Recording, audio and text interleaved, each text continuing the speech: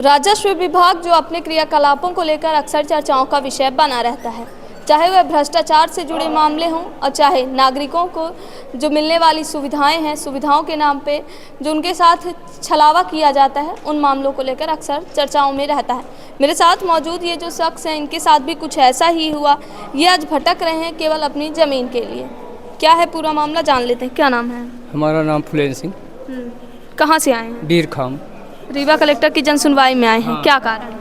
वही जहीं नहीं हटा रहे हैं। क्या नहीं हटा रहे हैं? वही गिट्टी पाथर बालू मिट्टी जो भी रखे हमारे हैं वो नहीं हटा रहे हैं। इसी कौन रखा है आपके यहाँ? वो हमारे परिवार एक भाई ही लगता है। अच्छा। हाँ, वही रखे है, बगल में उसका घर है। हाँ। और वो नहीं हटा रहा है। क्या नाम है? रणभान सिंह। हाँ, तो इसका आवेदन कहाँ कहाँ दिए थे आप? दिए तो कमिश्नर साहब के यहाँ दिए हैं और कलेक्टर साहब के यहाँ जन सुनवाई में दिए हैं। ये पहली बार आए हैं कि इससे पहले भी आए हैं? नहीं, कई बार देखिए मैडम, जन सुनवाई में तो हम कम से कम 12-13 बार आ चुके। ये सब लिखा हुआ डेट इसमें 12-13 बार आ चुके।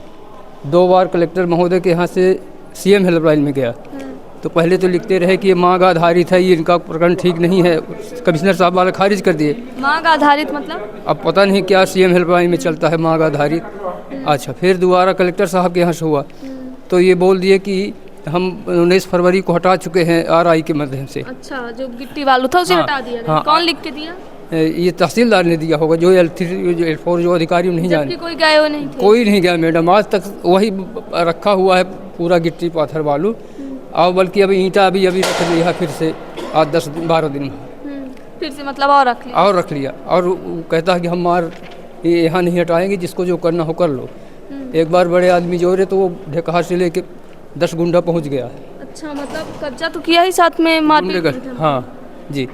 तो यहाँ कलेक्टर मैडम क्या कहेंगे? कलेक्टर मैडम ने आदेश दिया है, हर बार आदेश देते हैं यहाँ से, और कोई न जाता है वहाँ से वही लिख के सीएम हेल्पलाइन में कर देते हैं। सीएम हेल्पलाइन वाले वो लिख के देते थे कि हमने हटवा दिया। तो अब क्या यहाँ आज क्यों आए? उसी चीज़ को लेकर? उसी चीज़ को कलेक्टर मैडम से मिलने। आपने बताया नहीं कलेक्टर मैडम से कि कुछ हुआ नहीं, फिर भी गलत जानकारी बताए हैं, पर वो कलेक्टर मैडम ने लिख दिया है तहसीलदार को, और फिर से वही सीएम हेल्पलाइन में कर देंगे। यहाँ पौती वाले जो देते हैं हेल्पलाइन, वो फिर से लिख देंगे कि मैंने हटवा दिया, हटा नहीं रहा है जी। कलेक्टर मैडम से ही मिले थे आज आप? हाँ, आप बताए भी हैं, सीएम हेल्पलाइन के पूरे कागज़ भी दिखाए हैं। उन्होंने कहा कि देखते हैं और लिख के दिए हैं, तो हटवाए नहीं।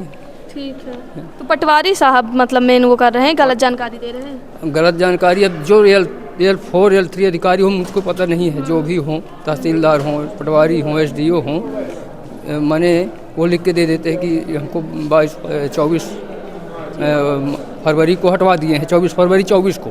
ठीक है, आज तक नहीं हटा। सीएम हेल्पलाइन की शिकायत जो कहते हैं कि लोगों के लिए लोग मात्र केवल एक फ़ोन करें और उस फ़ोन से ही उनकी समस्याओं का निराकरण हो जाए, लेकिन बाकायदे नागरिक फ़ोन करते हैं, समस्या दर्ज की जाती है, लेकिन निराकरण के नाम पे केवल गलत जानकारी अधिकारियों द्वारा भरी जाती है। सीएम हेल्पलाइन में जो समस्या का निवारण का जो प्रोसेस है उसे L1, L2, L3 अधिकारी या L4 अधिकारी को चरण बाई चरण भेजा जाता है, लेकिन निराकरण की जब ज़मीनी स्तर पर अगर सच्चाई देखी जाए तो ये जो मौजूद शख्स हैं ये खुद बता रहे हैं कि बाकायदे दिखा दिया गया है कि निराकरण हो चुका है, लेकिन ज़मीनी स्तर पर निराकरण केवल कागज़ों में हुआ है, क्योंकि जिस अवैध कब्जे को हटवाए जाने की बात कर रहे हैं वह ज़मीनी स्तर पर उसी तरह है जैसे पहले था, और अब यह केवल भटक रहे हैं और भटक ही रहे हैं। अब देखना दिलचस्प होगा कि इनके मामले में क्या कार्यवाही की जाती है। वीडियो जर्नलिस्ट नीरज के साथ सोनाली दुबे की रिपोर्ट।